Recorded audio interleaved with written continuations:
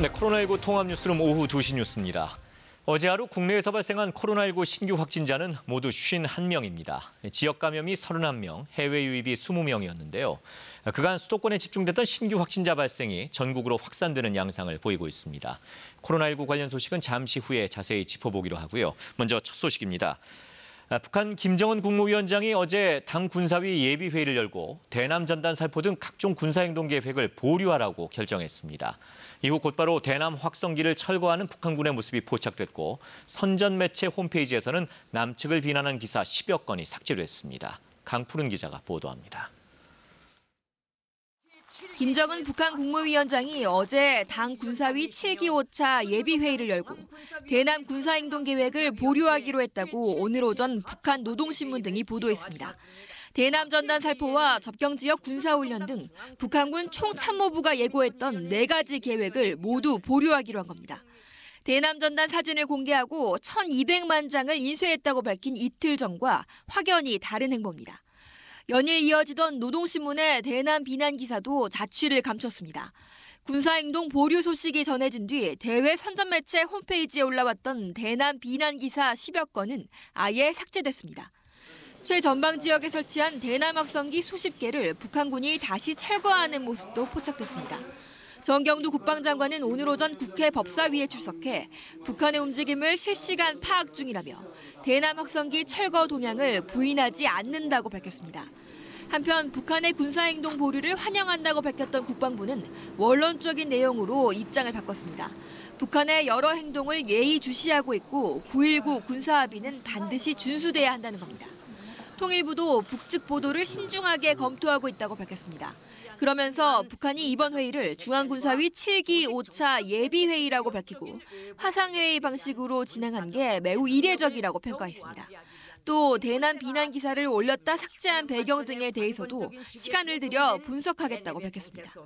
연일 대남 압박 수위를 끌어올리던 북한이 갑자기 입장을 바꾼 이유를 철저히 분석하겠다는 뜻으로 풀이됩니다. KBS 뉴스 강푸른입니다. 네, 코로나19 관련 소식 전해드립니다. 대전에서 방문 판매 업체와 관련된 코로나19 집단 감염이 계속 이어지고 있는 가운데 5명의 확진자가 또 나왔습니다. 대전 취재기자 연결합니다. 자, 정재훈 기자, 자세한 소식 전해주시죠. 네, 대전에서 5명의 추가 확진자가 또 나왔습니다. 60대 남성 1명과 50에서 60대 여성 4명입니다. 이 가운데 4명은 대전의 방문 판매 업체를 들렀거나 앞서 방문한 확진자와 접촉해 감염된 것으로 확인됐습니다. 이들이 방문한 사무실은 둔산전자타운과 오렌지타운, 힐링랜드입니다. 특히 어제 확진된 60대 남성의 부인도 확진됐는데 이 60대 남성은 힐링랜드 방문 판매 사무실을 3차례 드나들었지만 그동안 역학조사 과정에서 숨겼다가 뒤늦게 밝혀져 대전시가 고발을 검토 중입니다.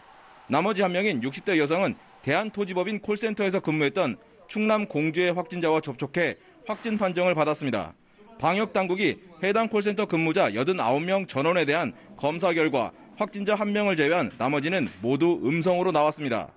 대전시는 신분 노출에 대한 두려움 등으로 검사를 기피하는 사례가 늘고 있다며 방문 판매업소를 방문했거나 이와 관련돼 감염 우려가 있다고 판단되는 모든 시민은 익명으로 검사를 받을 수 있도록 했습니다. 확진자가 다녀간 뷔페시설 2곳과 결혼식장에 대해서도 이곳을 방문한 시민은 검사받을 것을 요청했습니다. 집단 감염이 발생한 둔산전자타운과 힐링랜드 등 방문 판매 업체 5곳에 대해서는 미등록 영업 등 불법 행위가 있었는지 경찰에 수사를 의뢰했습니다. 또 경찰과 합동점검반을 운영해 관내 방문 판매 사업장 전체를 대상으로 방역 지침과 행정명령 준수 여부 등을 점검할 계획입니다. 지금까지 대전시청에서 KBS 뉴스 정재훈입니다. 코로나19 대규모 환자 발생에 대비해서 방역당국이 수도권의 생활치료센터를 추가로 개소하는 한편 치료가 꼭 필요한 환자에게 병상을 제공할 수 있도록 새로운 격리 해제 기준을 시행하기로 했습니다. 자세한 코로나19 정부 대책과 수도권 상황을 김용준 기자가 전해드립니다. 정부가 코로나19 확진자 중에서도 병상 입원 치료가 꼭 필요한 환자가 우선적으로 치료받을 수 있도록 새로운 격리 해제 기준을 시행하기로 했습니다. 증상이 호전돼 바이러스 전파력이 거의 없는 환자가 불필요하게 병상만 차지해 장기 입원하는 비효율을 줄이는 대신 생활치료센터나 자가격리로 방향을 바꾸겠다는 겁니다. 기존에는 유증상자의 경우 유전자 증폭 검사인 PCR 검사에서 이틀 연속 2번 음성이 나와야 격리 해제가 가능했지만 앞으로는 해열제 복용 없이 발열 등 증상이 없어도 격리 해제가 가능합니다. 무증상자는 확진 뒤 열흘이 지나도록 계속해서 무증상이면 마찬가지 격리 해제됩니다. 방역당국은 지난 16일에 이어 오늘 추가로 수도권의 생활치료센터도 문을 열었습니다. 최근 음식점에서 확진자와 잠깐 간접 접촉했는데도 코로나19에 감염된 것과 관련해 음식점 방역 강화 방안도 내놨습니다. 식당 내의 기본적인 방역수칙 준수 권고는 물론이고 식사 시간 2부제와 함께 5개 영업이나 음식 배달, 포장을 권장하면서 테이블 간 칸막이 설치나 1인 테이블 설치 확대를 유도하기로 했습니다. 다가온 여름 휴가철 코로나19의 전국 확산을 막기 위해 공무원이 먼저 휴가 기간을 분산해 사용하기로 했습니다. 기존 하계 휴가 기간을 9월 18일까지 12주로 확대하면서 휴가도 주 단위로 나눠서 운영하면 민간 기업에서도 동참할 것으로 기대했습니다. 최근 서울국민건강보험공단 콜센터에서 확진자가 나온 것과 관련해 30대 남성 콜센터 직원의 지인도 추가 확진 판정을 받아 관련 확진자는 2명이 됐습니다. 보건당국은 해당 직원이 일했던 9층 전 직원과 다른 층 직원 등 모두 403명에 대해 전수검사를 진행했고 현재까지 390명이 음성 판정을 받았다고 설명했습니다. KBS 뉴스 김용준입니다. 부산 감천항에 들어온 러시아 화물선의 선원 17명이 코로나19에 집단 감염되면서 하역 작업 과정에서 이들과 접촉했던 국내 항만 근로자들의 추가 감염 우려도 커졌었는데요.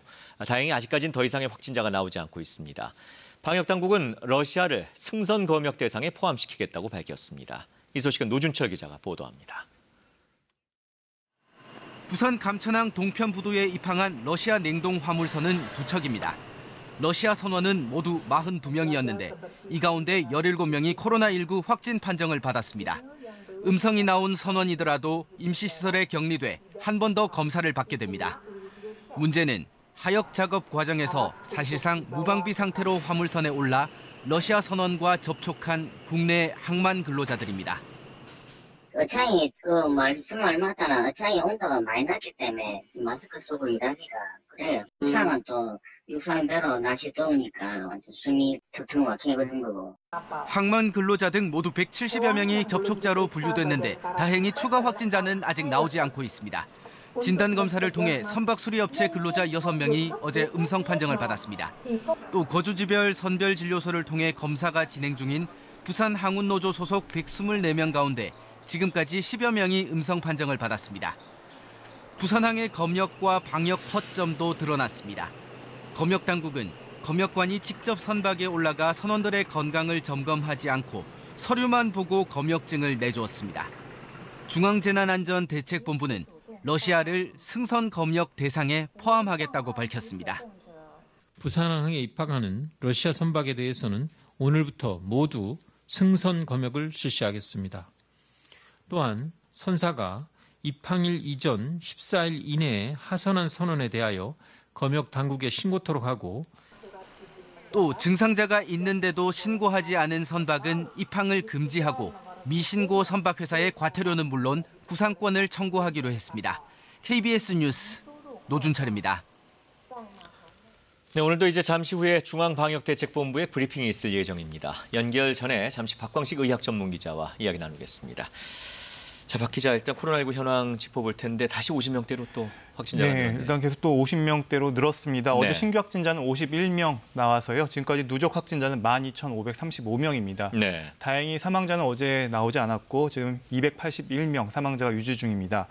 그리고 국내 치료받고 있는 사람, 격리 중인 사람의 숫자가 좀 늘어서요. 1,324명인데요. 어제 29명이 는 수치입니다. 결국은 900명대까지 치료 환자가 줄었다가 다시 1,300명대로 지금 늘어난 겁니다. 결국은 우리 의료 자원의 역량에 계속 부담을 주고 있는 상황이다 이렇게 볼 수가 있고요. 네. 신규 확진자 51명에 대해서 좀 분석을 해보면 국내 발생이 31명, 해외 유입이 20명입니다. 지역별로 보면 검역에서 12명이 확인이 됐고요. 그리고 서울에서 11명, 그리고 대전 8명, 경기 7명, 인천 3명입니다. 네. 그리고 부산, 대구, 울산에서 각각 2명씩 나왔고요. 또 강원, 충남, 전북, 경북에서 또 각각 1명씩 나왔습니다. 네. 그러니까 상황이 예전에는 수도권만이었는데 이제 전국 각지에서 골고루 이렇게 한두 명씩 또 나오고 있는 상황이다 이렇게 볼 수가 있습니다. 그러네요. 계속 확진자가 늘면서 조금 전에도 이제 의료 자원의 부담 문제 얘기해 주셨는데 그 고령 고령층 환자 늘면서 지금 수도권 중환자용 병상 부족 문제 이게 다시 조금 이제 얘기되고 있는 것 같습니다. 네, 맞습니다. 결국은 지금 인명 피해 최소화가 앞으로 가장 큰 목표가 됐습니다. 그래서 6월 22일 기준인데요. 전국적으로 위중하거나 중증 환자를 치료할 수 있는 병상, 그러니까 중환자실이죠. 지금 546개의 병상이 있습니다. 네. 근데 이 중에서 여유분, 지금 가용한 병상이 117개입니다. 그러니까 그렇게 뭐 여유롭다 이렇게 말할 수는 그러네요. 없고요. 네. 또 중등증 환자나 경증 환자의 경우에 치료 병상은 전국에 좀 한 3,043병상이 가동 중인데 이 중에 한 2,000여 개 병상이 지금 남은 상황입니다. 조금 네. 더 여유롭다고 이거는 볼 수는 있는데요. 네. 또 이제 무증상 경증 환자를 위한 생활치료센터가 현재 4군데 있는데요. 오늘 수도권에 한 곳 더 추가되니까 일반 코로나 병상은 조금 더 여유가 생길 것으로 보입니다. 지금 방역당국은 대규모 환자 발생에 대비해서 각 권역별 병상을 공동으로 운영하는 체계를 구축하고요. 전국 단위 이송 계획도 지금 준비하고 있습니다. 그러니까 하루에 한 50명 정도씩 발생하는 상황이 아니라 갑자기 100명 이상 올라갔을 때 대비하겠다는 겁니다. 그렇군요. 자, 이제 브리핑이 시작되는 것 같습니다. 현장으로 마이크를 넘겨보겠습니다.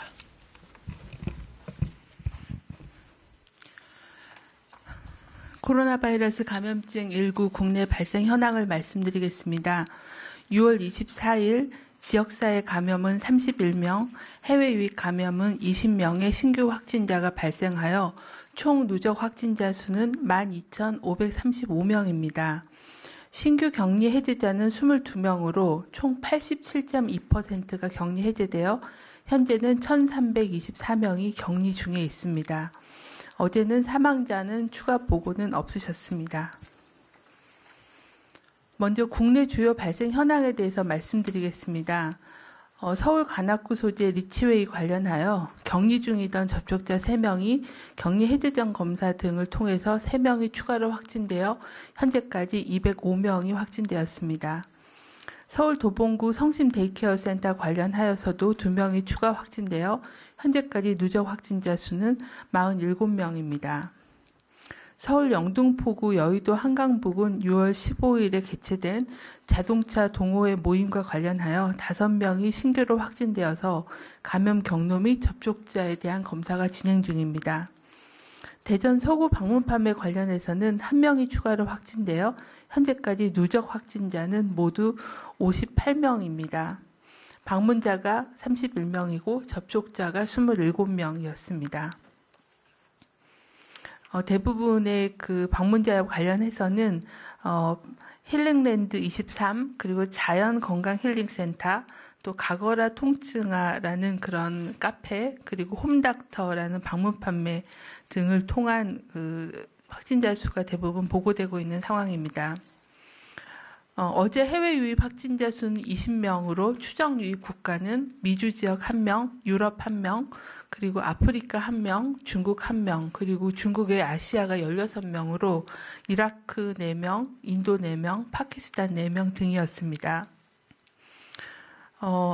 어제 그 부산항 감천부두에 입항한 러시아 국적의 선박 관련해서 인근에 접안 중이었던 선박의 선원 1명이 추가로 확진되어 현재까지 러시아 선원은 총 17명이 확진되었으며 접촉자 175명에 대한 검사가 진행 중이고 아직까지는 추가 환자는 없는 상황입니다.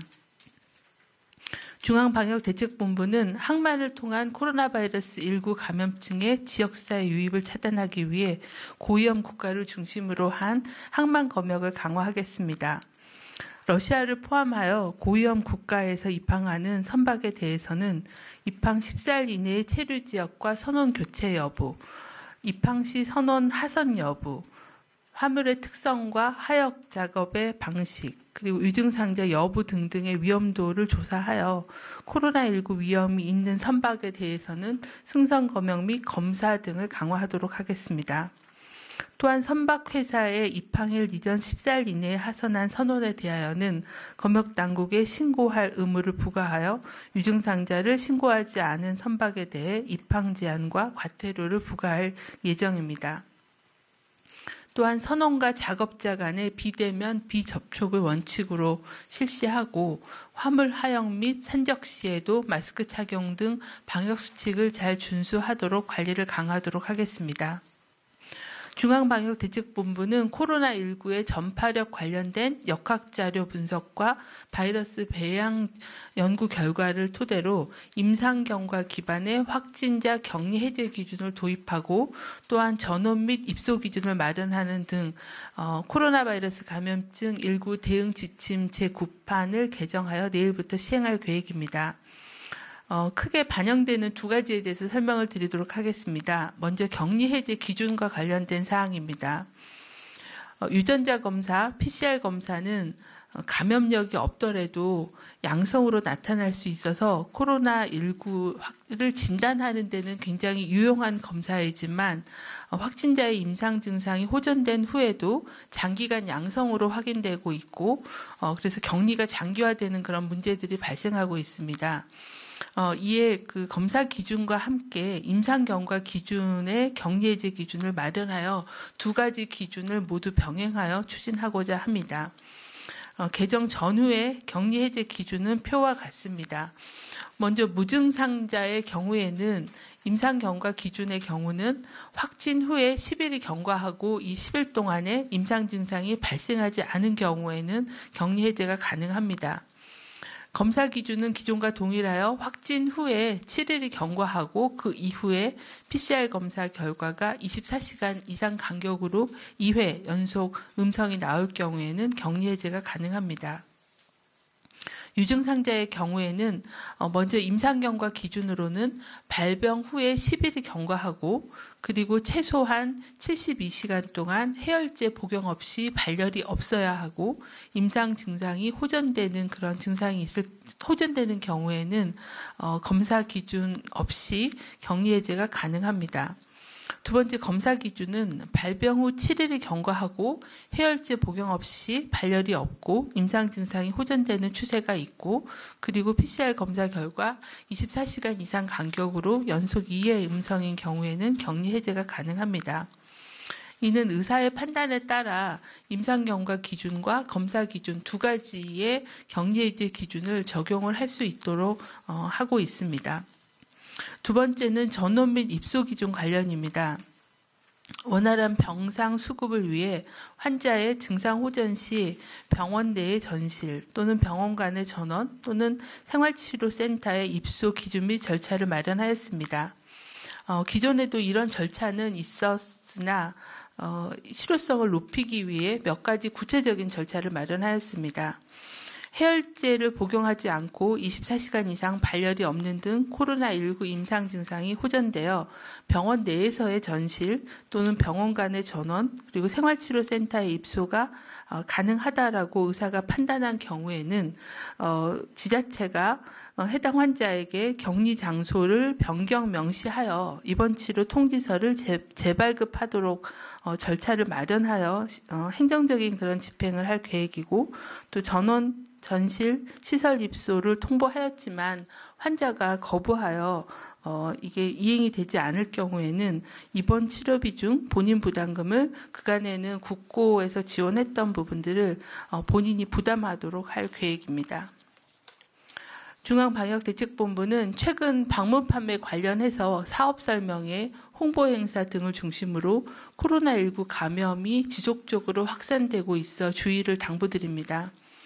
방문 판매의 경우에는 건강식품, 의료기기 제품 홍보관, 체험관, 각종 사업 설명회 등을 통해 특히 어르신들, 중장년층들을 유인, 집합, 판매하는 그런 행사를 통해 다수의 방문자들이 밀폐된 곳에서 밀집된 그런 장시간 접촉을 하면서 감염 전파가 확산되고 있는 그런 상황입니다.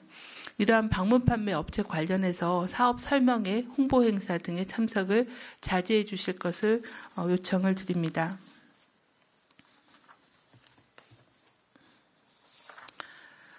네, 전 세계적으로 코로나 유행이 지속되고 있어 지역사회 전파 차단과 함께 해외 유입 사례를 차단해야 되는 이중의 부담을 안고 있습니다. 해외 유입 감염을 차단하기 위해서 공항 입국자에 대해서는 지난 4월 1일부터 모든 입국자에 대해 2주간 자가격리와 전수 검사를 실시하여 지역사회 확산의 우려는 없는 상황입니다.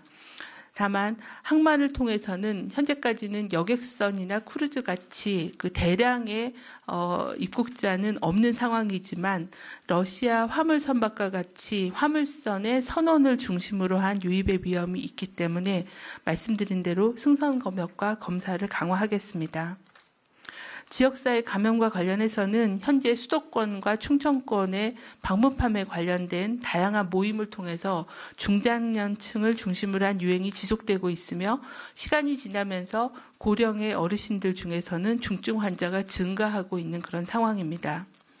건강식품이나 의료기기 제품을 홍보하거나 체험하는 그런 행사나 모임으로 어르신들을 유인하지만 이 같은 장소들은 어르신들의 건강을 지키기 위한 곳이 아니라 건강을 위태롭게 만드는 장소라는 점을 꼭 유념하시고 방문하지 말아주실 것을 당부드립니다.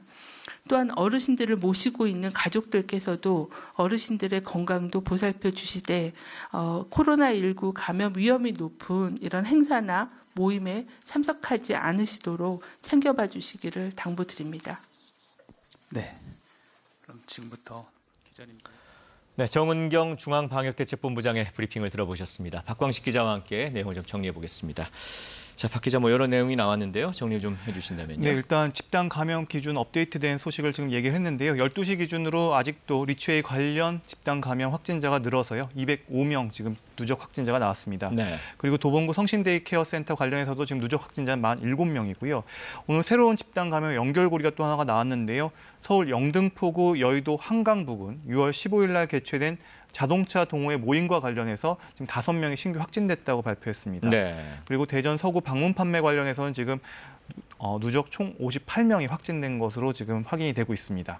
네, 그 브리핑에서도 나왔지만 러시아를 이제 앞으로 승선 검역 대상에 포함시키겠다 이렇게 나왔는데 그래서 더 좀 이번 집단 감염은 사전에 좀 막을 수 있지 않았나 이런 얘기가 나오는 것 같습니다. 네, 이 항만 특히 냉동 어선에 대한 취약점이 좀 드러났다 이렇게 볼 수가 있는데요. 네. 물론 앞서 리포트에서도 보셨고 발표에서도 보셨지만 이제 부산항에 입항하는 러시아 선박에 대해서는 오늘부터 모두 승선 검역을 실시하겠다고 밝혔습니다.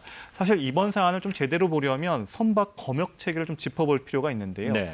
선박 검역에는 이 서류로 하는 이 전자 검역 체계하고 검역관이 직접 확인하는, 직접 올라가서 하는 승선 검역 체계로 나눠집니다. 네. 이 승선 검역은 감염병 의심 환자가 신고됐거나 검역 관리 국가나 지역에서 온 선박에 대해서 실시하게 됩니다. 지금까지 우리나라는 이 검역 관리 지역으로 중국, 이란, 이탈리아 이렇게 3개국이 포함돼 있었지만 여기 러시아는 빠져 있었습니다. 그러네요. 하지만 문제는 지금 러시아만 보더라도요. 전 세계 코로나19 확진자 수를 봤을 때 59만여 명, 전 세계에서 3위입니다. 네. 유럽 대륙에서 발생한 환자 절반이 지금 러시아에서 지금 발생하고 있는 상황인데요. 그러니까 지금 세계적인 대유행 추이를 봐가면서 해외 상황에 맞춰서 이런 검역 국가나 기준이 바뀌어야 된다 이렇게 볼 수가 있겠습니다. 네. 러시아가 왜 빠져 있었을까요? 네, 박광식 기자 수고하셨습니다. 다음 소식입니다. 어제 여야 원내대표가 심야에 회동하면서 멈춰섰던 여야 협상이 일단은 재개될 것으로 보입니다. 다만 원구성을 두고 여야 간 의견 차이가 여전한데 이번 주가 국회 정상화의 분수령이 될 것으로 보입니다. 신지혜 기자가 보도합니다. 어젯밤 강원도 사찰에서 열린 여야 원내대표 회동. 5시간 동안 만났지만 결론을 내지 못했습니다. 회동이 끝나고 민주당 김태년 원내대표는 국회 정상화에 대해 큰 틀에서 인식을 함께 했다고 밝혔습니다. 그러나 통합당은 새로운 제안은 없었다면서 변화된 것이 하나도 없었다고 알렸습니다. 다만 막혔던 협상의 물꼬는 트인 만큼 이번 주 여야가 막판 담판에 나설 것으로 보입니다. 민주당은 이번 주 내에 원구성을 마치고 6월 임시국회 종료 전 추경안을 반드시 처리한다는 입장입니다. 18개 상임위원장을 다 가져가라는 통합당의 제안은 받아들이지 않고 기존 협의대로 통합당이 7개 상임위원장직을 맡아야 한다는 입장입니다. 반면 통합당은 이미 제안한 대로 민주당이 상임위원장을 전부 가져간다고 약속해야 상임위에 복귀한다는 입장을 유지하고 있습니다. 주호영 원내대표는 사퇴 선언 9일 만인 오늘 서울로 복귀해 김성원 원내수석 부대표와 만난 뒤 정리된 입장을 오후에 공개할 예정입니다. 동시에 당 내부에선 국회 정상화에 대비해 추경안 심사를 자체적으로 시작했습니다. 이와 관련해 박병석 국회의장은 추경 심사가 시급하다고 강조하며 여야가 진지하게 협상해달라고 주문했습니다. KBS 뉴스 신지혜입니다. 지난 4월 38명의 사망자를 냈던 경기도 이천 물류창고 화재 사고에 대한 책임자 9명 가운데 8명이 구속됐습니다. 법원은 도주 및 증거인멸의 우려가 있다며 구속영장을 발부했습니다. 이승재 기자입니다. 지난 4월 38명의 사망자를 낸 경기 이천 물류창고 공사 현장 화재 사건. 수원지법 여주지원은 어제 오후부터 사고 책임자 9명에 대해 검찰이 청구한 영장 실질심사를 한 결과 오늘 오전 8명을 구속했습니다. 영장 전담 판사는 도주 및 증거인멸의 우려가 있다고 발부 사유를 밝혔습니다.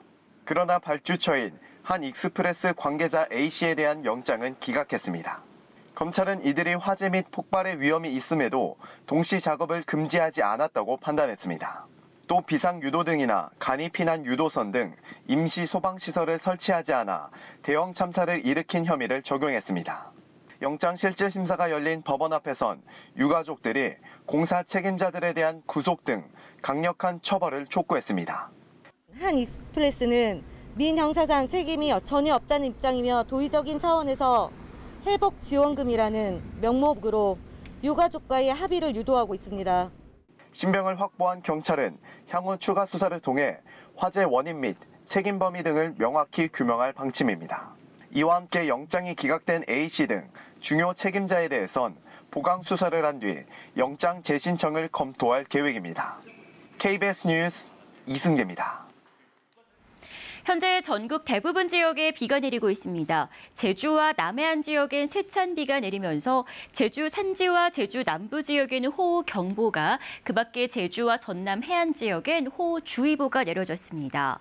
슈퍼컴 강우 예상도를 보면 붉은색의 강한 비구름이 들어오면서 중부와 제주, 남해안 지역엔 밤까지 천둥 번개를 동반한 시간당 30mm 이상의 강한 비가 쏟아지겠습니다. 내일까지 강원 북부와 제주 산지에는 120mm 이상, 그 밖에 중부와 제주, 남해안 지역엔 30에서 80, 그 밖에 지역엔 10에서 50mm의 비가 내리겠습니다. 비가 내리면서 더위는 한풀 꺾였습니다. 낮 기온은 서울과 부산 26도로 어제보다 5도에서 10도가량 낮겠습니다. 바다의 물결은 서해와 남해상에서 최고 3m까지 높게 일겠습니다. 비는 내일 낮에 남부지방부터 그치기 시작해 내일 밤에는 모두 그치겠습니다. 기상정보였습니다. 코로나19 통합뉴스룸 2시 뉴스 마칩니다. 고맙습니다.